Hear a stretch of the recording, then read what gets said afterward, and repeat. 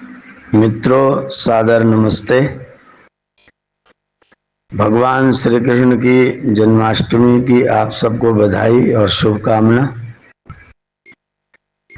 इतिहास समाज का दर्पण होता है और इतिहास ही हमारे पास में वह प्रमाण होता है जिसके द्वारा हम किसी व्यक्ति के, समाज के, परिवार के अथवा राष्ट्र के अतीत की जानकारी कर पाते हैं। अतीत उत्तम होता है तो सावधान और सहृदय व्यक्ति को प्रेरणा देता है, और अतीत उत्तम ना हो तो भी सहृदय और सावधान व्यक्ति उससे प्रेरणा प्राप्त कर लेता है। क्योंकि हम दो प्रकार से शिक्षाओं को प्राप्त करते हैं, एक हेय प्रकार से और एक उपादेय प्रकार से। कुछ चीजें, कुछ घटनाएं, कुछ ऐतिहासिक तथ्य इस तरह के होते हैं जिनका परिणाम सुफल देने वाला नहीं है, तो हम परिणाम को देखते हुए उस तरह के क्रियाकलापों से यह शिक्षा प्राप्त कर सकते हैं कि यह कार्य करने के योग्य नहीं है। और अगर हमने कुछ कार्य किया है और उसका हमको सुफल प्राप्त हुआ है तो उसको देख करके हम सीख सकते हैं कि हमको यह कार्य करना चाहिए, क्योंकि यह उत्तम फल देने वाला है। तो अतीत खराब हो तो भी जानना ठीक है, अतीत ना खराब हो, अच्छा हो, उत्तम हो तो भी उसको जानना आवश्यक है, क्योंकि अतीत हमको आगे बढ़ने की प्रेरणा देता है, अतीत हमको सीख देता है। यदि अतीत दूषित रूप से प्रस्तुत किया जाए तो वो दोनों ही उद्देश्यों को समाप्त कर देता है, खत्म कर देता है। इसलिए हमें अपने अतीत को कभी भी गलत तरीके से प्रस्तुत नहीं करना चाहिए। हमें हमारे अतीत को जो जैसा है उसको वैसा ही लिखना ठीक है, यथार्थ लिखना ही ठीक है और यथार्थ बताना ही ठीक है। अगर हमने यथार्थ बताया तो खराब होगा तो भी शिक्षा प्राप्त की जा सकती है, अच्छा होगा तो भी शिक्षा प्राप्त की जा सकती है। लेकिन अगर लिखा ही गलत गया है, अच्छे को बुरा और बुरे को अच्छा लिखा गया है, तो शिक्षा प्राप्त करने वाला व्यक्ति क्या शिक्षा प्राप्त करेगा? और जो प्राप्त भी करेगा वो भी असत्य ही होगी, क्योंकि उसका मूल ही असत्य है। भगवान श्री कृष्ण हम सब लोगों की दृष्टि में भगवान थे। मेरे भगवान कहने से आप यह अर्थ कदापि न लगाएं कि वो ब्रह्म थे और परमात्मा थे। परमात्मा और ब्रह्म अलग चीज है और भगवान अलग चीज है। ऐश्वर्य, ज्ञान, बल, तप, दान, शिक्षा, विद्या, वैराग्य, ऐसे जो दैवी गुण हैं वो जिस व्यक्ति के पास में होते हैं उस व्यक्ति को भी हम भगवान की संज्ञा से जानते हैं। ऋग्वेद के 10वें मंडल के 60वें सूक्त का 12वां मंत्र कह रहा है, अयम में हस्तो भगवान, मेरा यह हाथ ही भगवान है। और अयम में भगवत तरह, और मेरा दूसरा हाथ भगवान का बड़ा भाई है। तो भगवान का मतलब परमात्मा या ब्रह्म नहीं, भगवान का मतलब है ऐश्वर्यवान, जिसके पास में ऐश्वर्य है, ज्ञान है, विद्या है, वैराग्य है, तप है, योग है, बल है, उसका नाम है भगवान। भगवान श्री कृष्ण के अंदर भगवत्ता है, वे भगवान हैं। महाभारत में भगवान श्री कृष्ण का चरित्र आपको लिखा हुआ मिलता है। श्रीमद् भागवत पुराण में कृष्ण का चरित्र लिखा हुआ मिलता है। ब्रह्म वैवर्त पुराण में श्री कृष्ण का चरित्र लिखा हुआ मिलता है। भविष्य पुराण में भी श्री कृष्ण के चरित्र की चर्चा है। इन सभी चरित्रों का जब हम अध्ययन करते हैं समीक्षात्मक दृष्टि से, अपने बुद्धि के तालों को खोल करके समझदारी पूर्वक, और जब हम इनका अध्ययन करते हैं तो यह पाते हैं कि महाभारत में जो भगवान कृष्ण का चरित्र है वो तो अत्यंत उदात्त और योगी राज का चरित्र है।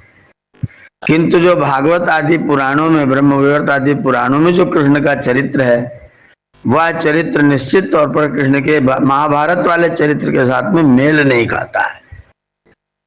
महाभारत वाला चरित्र कृष्ण को योगीराज सिद्ध करता है और भागवत का और ब्रह्म वैवर्त का जो चरित्र है वह चरित्र कृष्ण को लंपट सिद्ध करता है, अनेक स्त्रियों से संबंध रखने वाला सिद्ध करता है। स्पष्ट रूप से वहां पर लिखा हुआ है।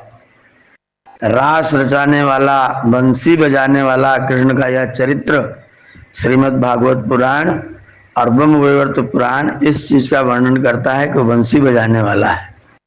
महाभारत का चरित्र वर्णन करता है कि वो चक्र सुदर्शन धारी है।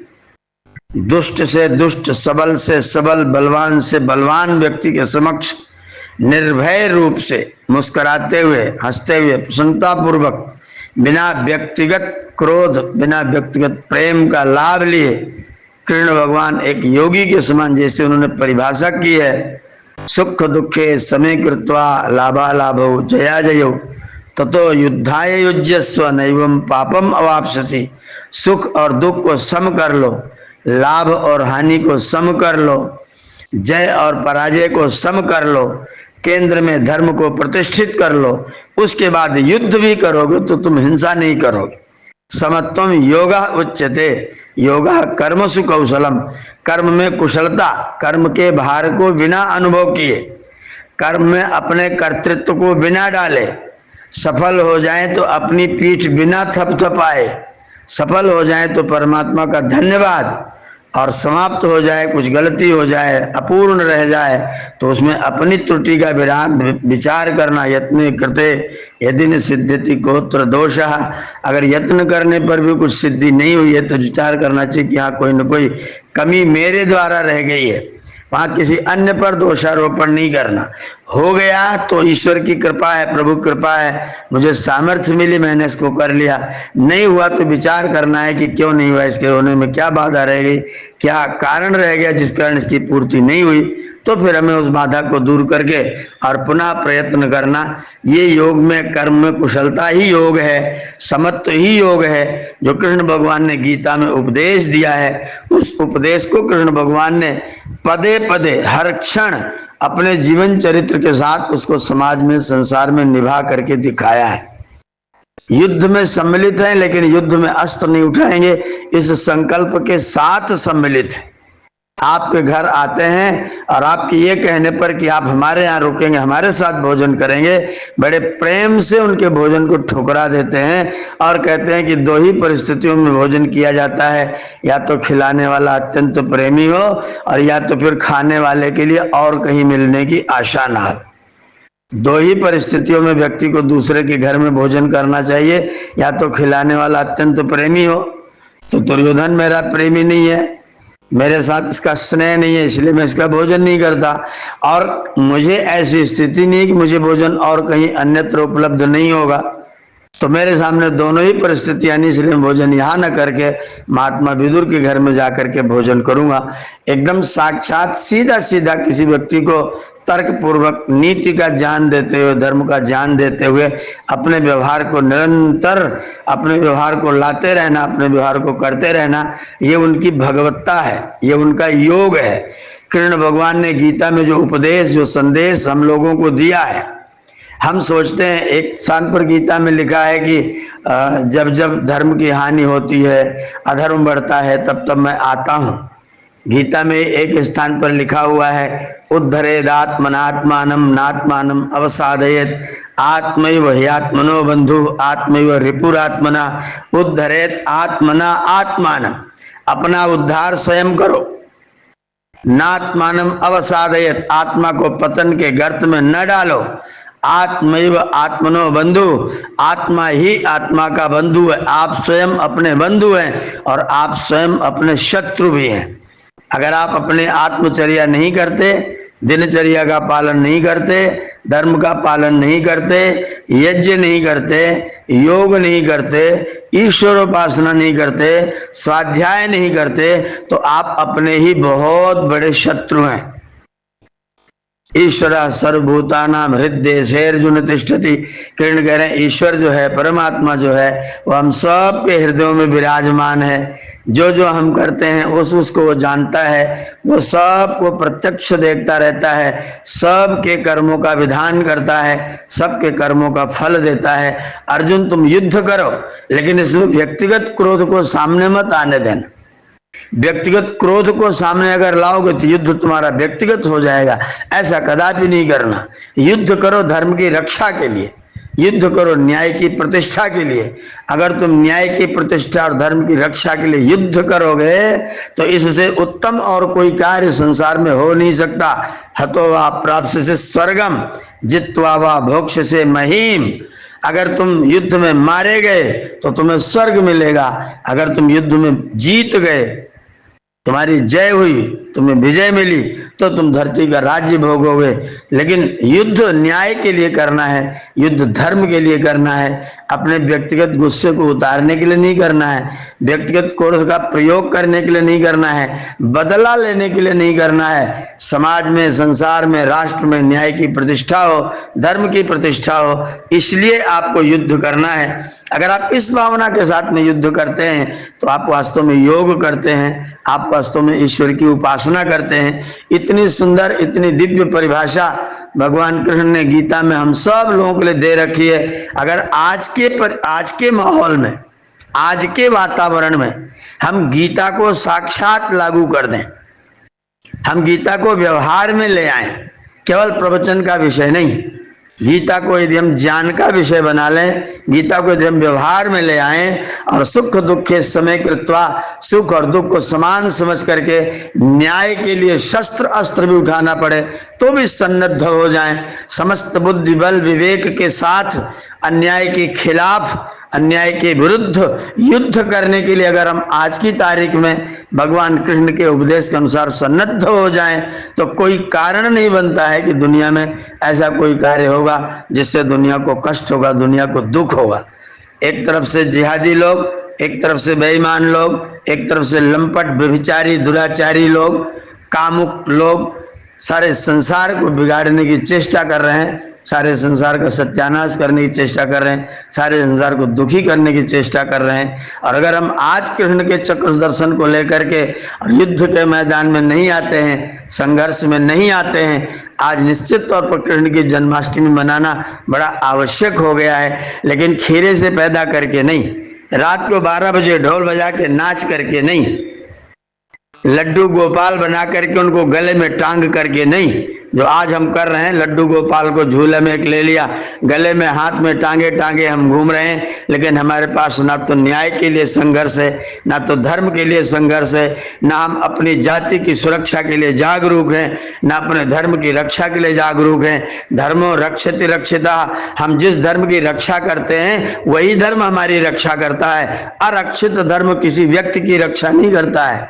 लड्डू गोपाल को हाथ में लेकर के घूमने का अवसर नहीं है, कृष्ण भगवान के उपदेशों को जीवन में धारण करने का अवसर है, सजग होने का अवसर है, सावधान होने का अवसर है। संसार में सर्वत्र आपके विरुद्ध षड्यंत्र हो रहा है, इस षड्यंत्र से युद्ध के लिए भगवान कृष्ण की नीतियों को अपने समाज में, अपने जीवन के व्यवहार में लागू करने की आवश्यकता है। अगर वो आप नहीं करते हैं तो आपके लड्डू गोपाल आपका काम नहीं करेंगे, लड्डू गोपाल आकर के आपकी सहायता नहीं करेंगे।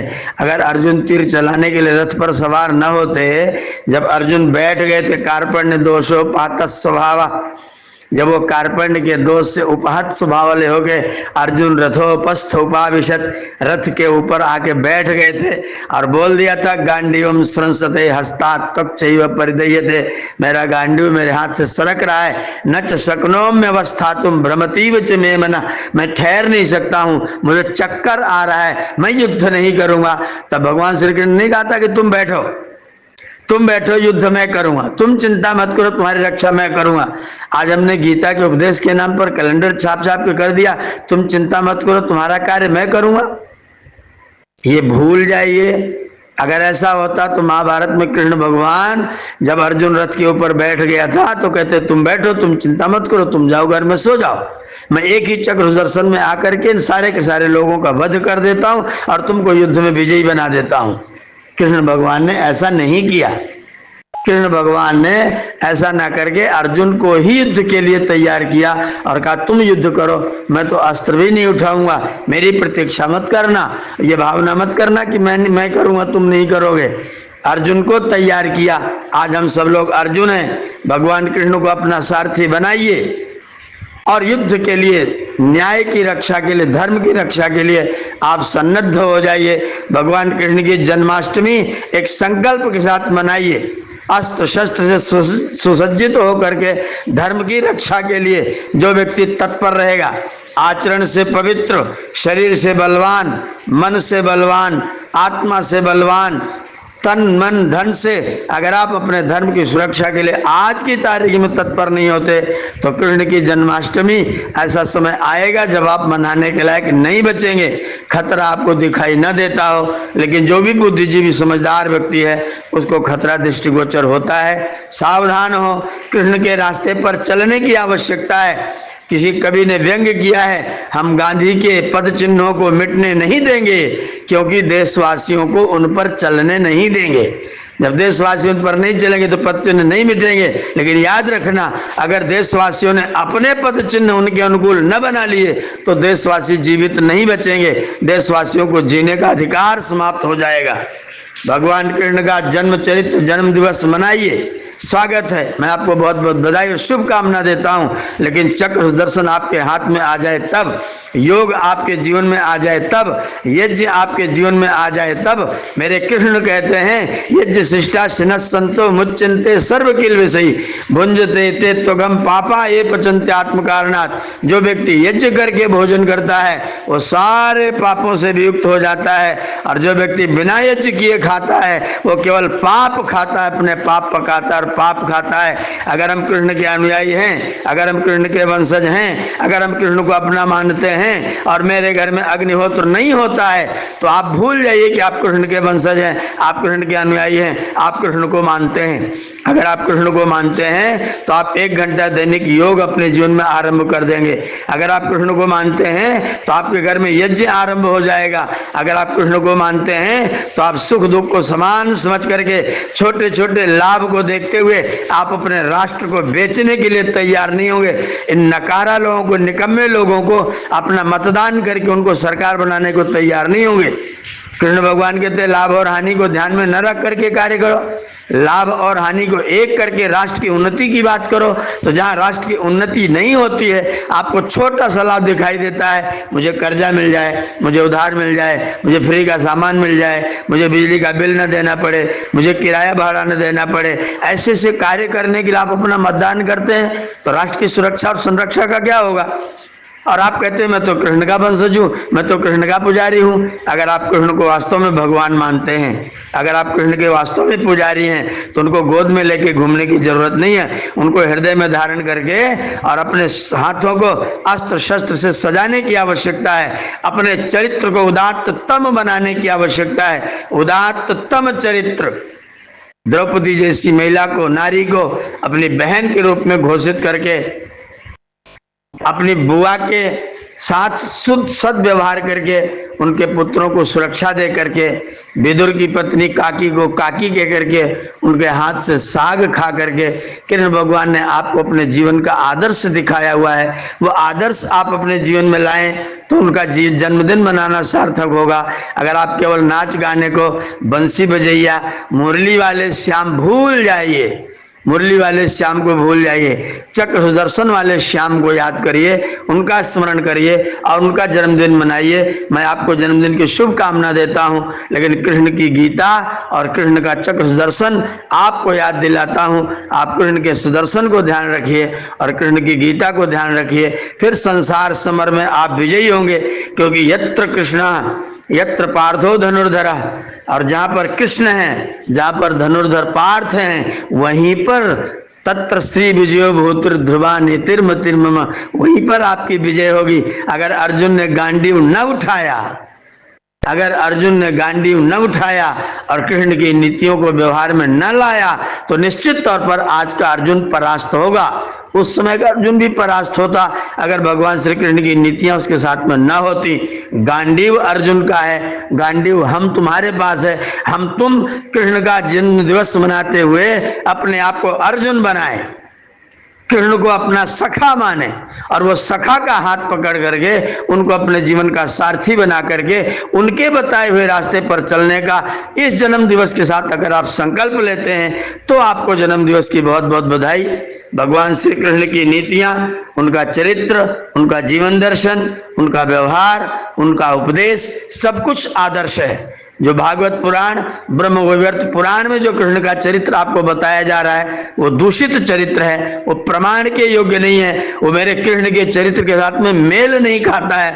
उसका अर्थ करने वाले पादा पंडित कुछ भी अर्थ बताएंगे, आपको समझाएंगे नहीं ऐसा नहीं ऐसा है, लेकिन वो सब बरगलाने की बातें हैं। कृष्ण का उदात्त चरित्र महाभारत में है। आप महाभारत के कृष्ण को पढ़िए, महाभारत के कृष्ण को जानिए और सुदर्शन और गीता को अपने ध्यान में रखिए। मुरली, बांसुरी, रास और ये सारे के सारे जो तंत्र आपने सुन रखे, पढ़ रखे, श्याम चूड़ी बेचने आया, राधिका गौरी से मैया करा दे मेरा ब्याह, ये लंपटता इन नपुंसकों की जो आपको सिखाई गई है, उस लंपटता को छोड़िए, कृष्ण के चरित्र को अपने ध्यान में रखिए।